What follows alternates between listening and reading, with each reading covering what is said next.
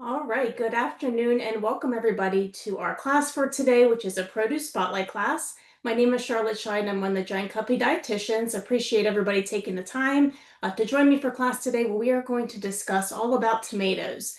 So for this month, the class series, we're focused on how to stretch summer produce.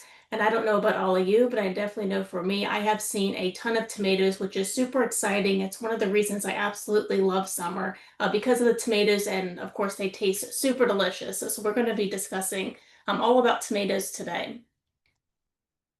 But the first question I want to ask all of you is, what is your favorite way to eat tomatoes? So let me go ahead and pull up that poll. All right. So you can go ahead and answer that. So what is your favorite way to eat tomatoes? So we have a sandwich or a wrap, in a soup, salad or in salsa, stuffed, whether that be with like meat, beans, whatever, grilled or other. So you can go ahead and answer that question. I know for myself, I love honestly to just sometimes just slice them and eat them plain, which I know for some of you might sound a little bit unusual or whatever, but they just taste so good this time of year. That's one of my favorite ways, and of course to put it in a sandwich as well. All right, so we're going to head and end the poll, and I'll share the results.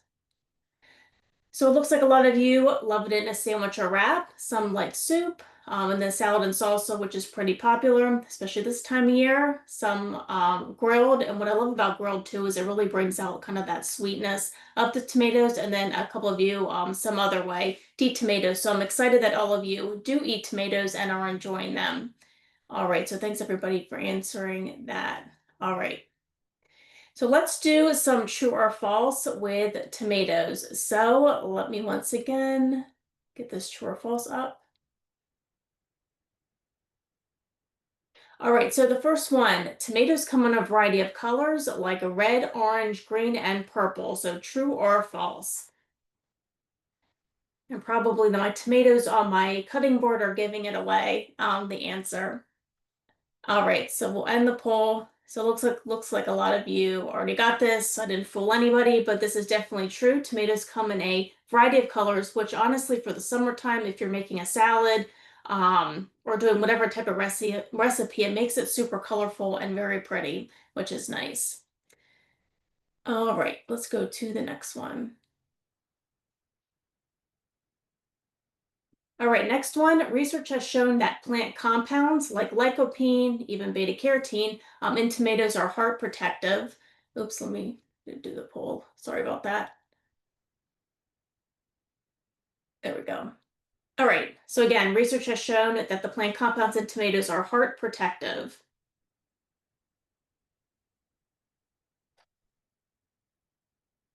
All right, so true or false? Oh, I'll end that.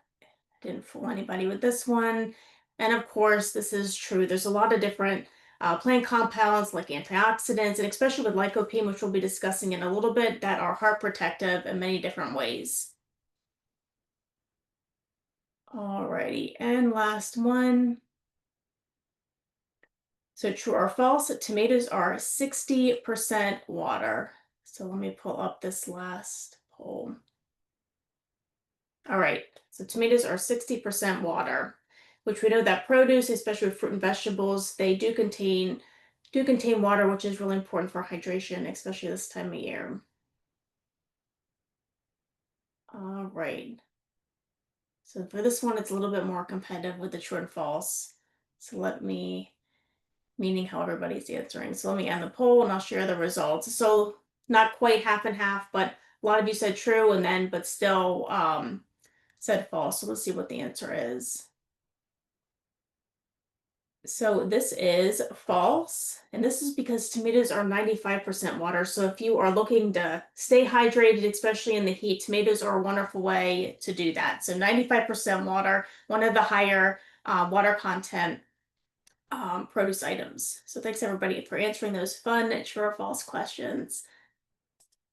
All right, so this is some tomato history and facts. So probably a lot of you already know this, but botanically, tomatoes are a fruit. That's because they have seeds and grow from flowers, but they are prepared and used like a vegetable in many different types of recipes.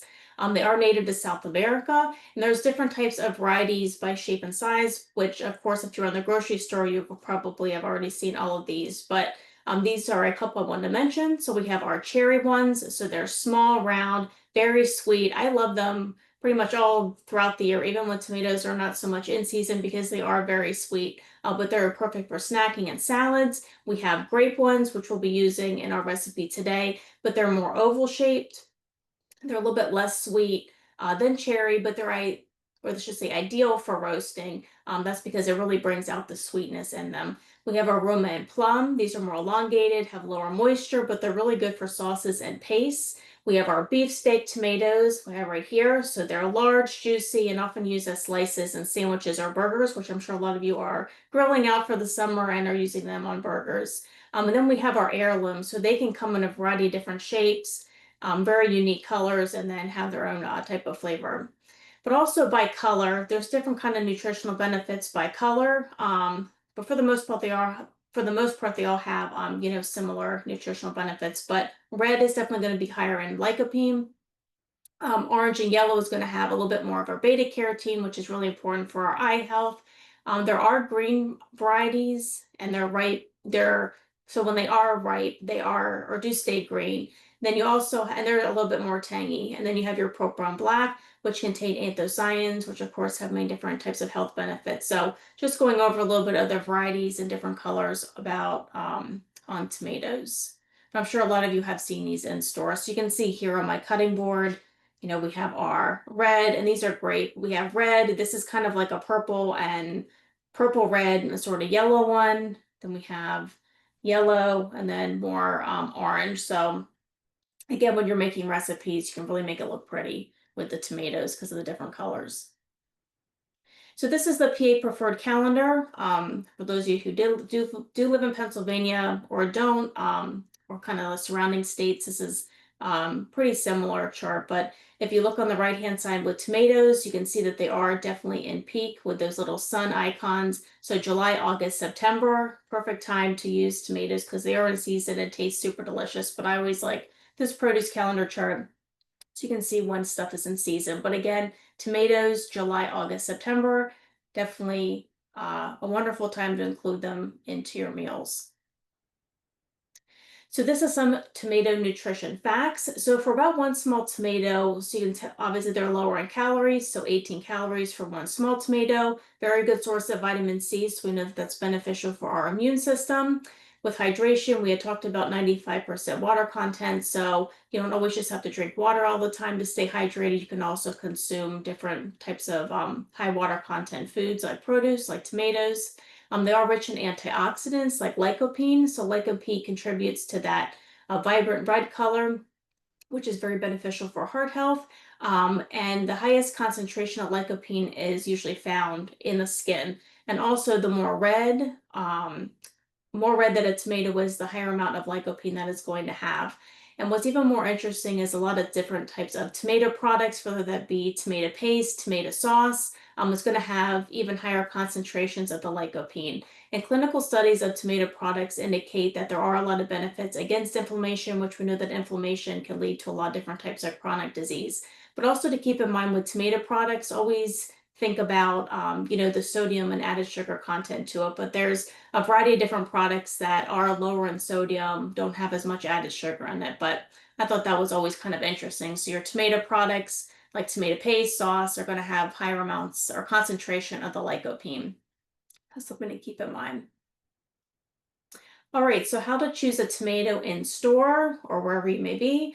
So the look, we want to choose tomatoes that have a really rich, vibrant color, whether that be a red, yellow, orange tomato. Want it to have, don't want it to be kind of like dull. That vibrant color will show that it's ready to go.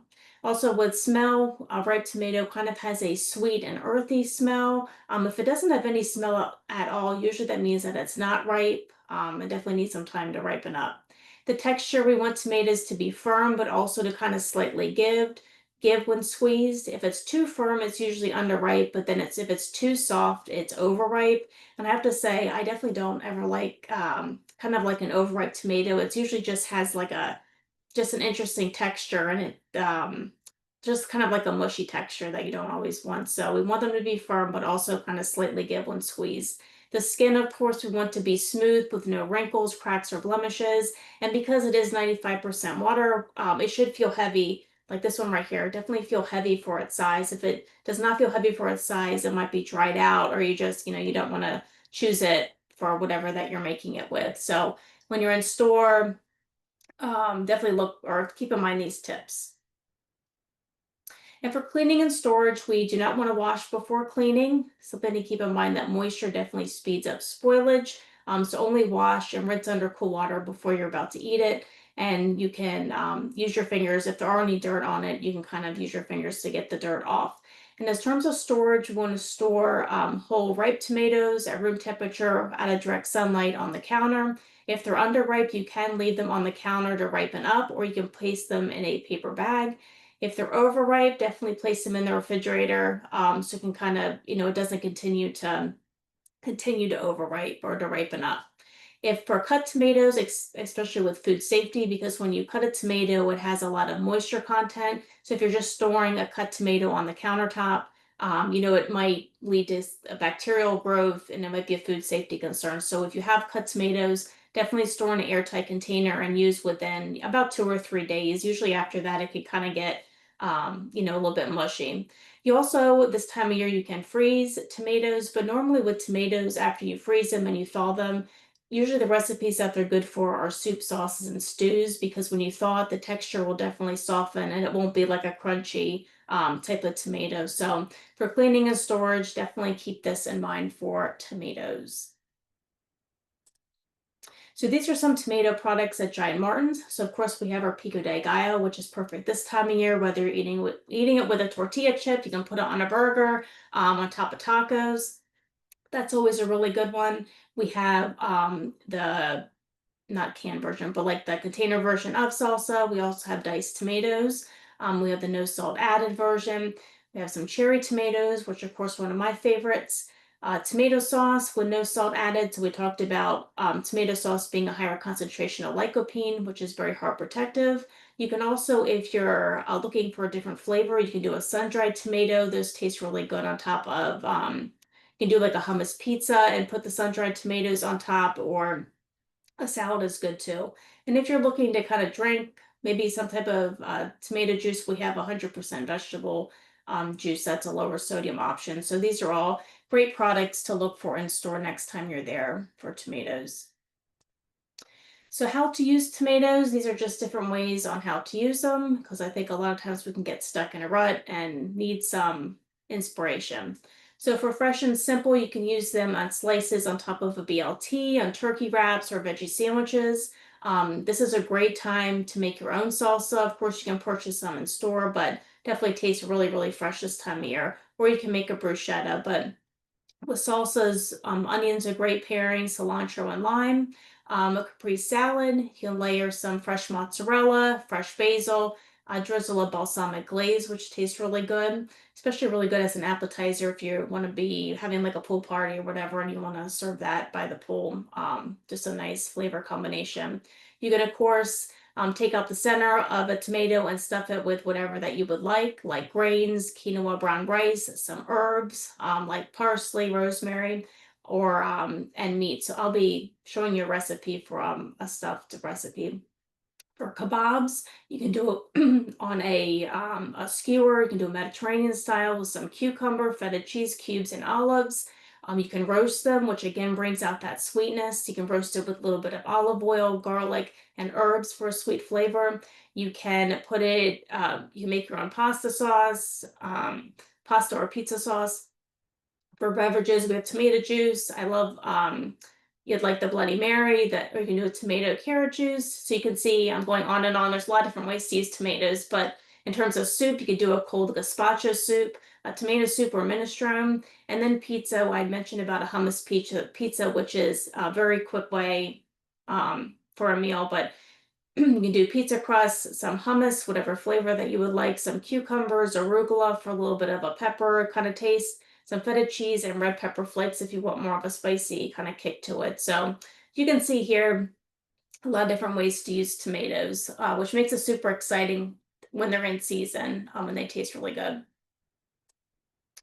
And these are some tomato pairings, which I mentioned just a couple previously, but things like onion is always a good tomato pairing, bell peppers, corn, which is also in season, which tastes really good. And some fruit options, so mango, watermelon, lime, and strawberries, which you probably wouldn't think that that would be a good pairing for tomato, but if you come across any recipes, definitely try it. I have a recipe and a couple slides with the watermelon. In terms of herbs and greens, oregano, basil, rosemary, um, arugula, cilantro. In terms of cheese and nuts, some goat cheese, feta, which we had mentioned previously, mozzarella, ricotta, and then other garlic, of course, is kind of a universal one with pasta, quinoa, rice, and even toast. If you want to put bruschetta on that. So a lot of different pairings for tomatoes to think outside the box. All right, so these are some tomato recipes out of our wonderful Savory magazine. This is our most recent edition. So you can always view these recipes online on Savory. So for the first one, I had mentioned that you could do a stuffed tomato. So this is a beef and rice stuffed tomato. Definitely not too hard to make. Does get 1 guiding star, so a lot of great nutritional benefits with it. So this is just some tomato, onion. This recipe says 85% lean ground beef, but if you want even less fat, you could do a 93% lean. Some garlic, cumin, allspice, parsley, Parmesan cheese. You can do some pre-cooked brown rice, which makes it pretty easy. But you can always bake this ahead of time. And, especially if you only have like 2 or 3 people in your family, you'll have like 8 of these half tomatoes. You can have leftovers, which is nice. But this is one way to use tomatoes. You have a pureed tomato soup. So we mentioned that soup is one way to use a tomato. So normally with soup, probably more likely in the winter months to make it, but you can make this ahead of time and freeze it for the winter months. But this just has some celery, sweet onion, garlic, olive oil, some seeds, chicken or vegetable broth, whole peeled tomatoes, some coconut milk, and then fennel seeds as well. So this recipe gets 1 guiding star. So again, you can make this and then freeze it for later winter months, but I love a good tomato soup. And this is the salad that I was mentioning with watermelon. So this gets 3 guiding stars. So some cumin, turmeric, paprika, cayenne pepper, basil, tomato, and some watermelon chunks, especially since watermelon is in season, tomatoes are in season. Basil you can get fresh. This would taste super delicious, especially if you make it ahead of time. Put it in the refrigerator for a little bit and those flavors will combine a lot. So, and this is a spicy tomato and watermelon salad. Not everybody likes that combination, but definitely something to try for sure. A lot of great flavor going on with this one. And again, does get 3 guiding stars. All right, so this is our featured recipe. This is a marinated tomato salad. So let's go over some of the ingredients before we get started. Okay, so before class, well, let me actually go over the ingredients first. We have a shallot, we have capers, and prepared pesto, red wine vinegar, chopped parsley, multicolored. You can do multicolored or just red tomatoes, the larger tomatoes. But I did pick up some multicolored grape tomatoes, so that will make our spread, like a little bit more colorful. But we're basically going to mix together the shallot, which I already pre-cut before class. So I finally chopped that up, mixed that with the capers, prepared pesto, red wine vinegar, and then the parsley. And basically we're going to slice up our tomatoes, put it on our platter, and then you're going to drizzle the dressing over it. So definitely not too hard to make. But let's get started with it. Let me stop sharing my screen. All right. Alrighty, so I have my platter. You'll see right here. So this will be a nice thing to put the tomatoes on. So the first thing I'm going to do, let me set these over to the side, is I'm going to slice my tomatoes. So for the recipe, it says about a pound. So I have about 4 here. You probably do 3 or 4, which is about a pound. So basically what we're going to do is just slice them up. I'll put them on my platter.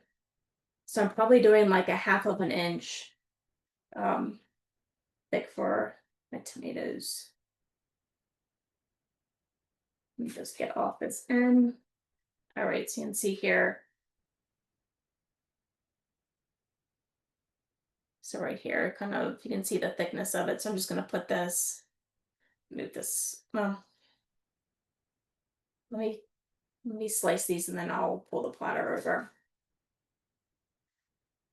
So again, you don't want it too thin.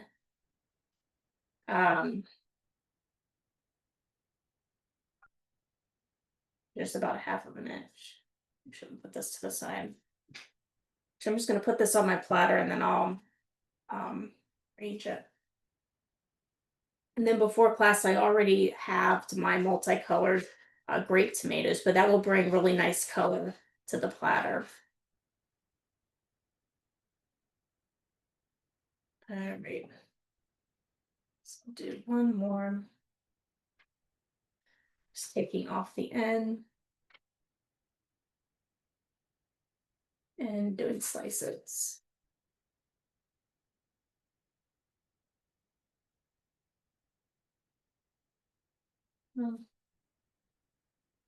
Alrighty. So let me set my cutting board over here. Pull this over. You can see I put a wet paper towel underneath so my cutting board doesn't slide, which I have learned over time that helps. Alrighty. So let me go ahead and just going to arrange this on my plate. This is an end one. Just doing like kind of one level of these. One layer, not level. Okay. So you can say I have this right here. So here are my multicolored grape tomatoes. So we have wonderful yellow color, a little bit of like a purple, like purple, green, red sort of color. And I thought there was some orange ones in here too. But basically what I did is I just washed them and then have them. So you can see right here. And we're just going to place them over our large tomatoes. So the recipe called for a cup of these multicolored tomatoes, but even if you want to do more of the grape ones, you can. All right, so I'm going to set this over here and we're going to make our dressing. So I have a half of a small shallot. So you can see here I finally chopped that, and I love shallots, which are closely related to an onion and leek, but definitely kind of smells like an onion. I'm going to put 2 tablespoons of capers. So I'm just using just our brand capers right here, and I did drain it to make sure like the salty brine liquid to help use to preserve capers is gone. So we just have 2 tablespoons of capers, which give really nice flavor. We're also going to add in 3 tablespoons of prepared pesto. So this is a basil pesto. So I picked up near the deli section. If you are concerned more of like the sodium, sometimes pestos have a little bit more sodium in it. You can always make your own homemade pesto, which will be a little bit less in sodium. But for this one, we're going to do 3 tablespoons. So you have 1, 2, and 3. And then we're going to do 1 tablespoon of red wine vinegar. So I'm just using just our brand red wine vinegar. So we'll do 1 tablespoon, and then we're going to add in 2 tablespoons of fresh parsley. Okay, so there's 1. And I already chopped up my parsley. As you can see right here, it's nice and fresh. So I'm going to add this in, then season with some salt. And of course, if you don't want to season with salt, you don't have to, but we'll do salt and then a little bit of pepper. Just mix this up. It certainly smells really, really good. And a lot of great flavors too. And good pairings with our tomatoes. All right. All right, so what I'm going to do is bring back my platter. Just kind of drizzle it over. Just trying to get liquid over most of it.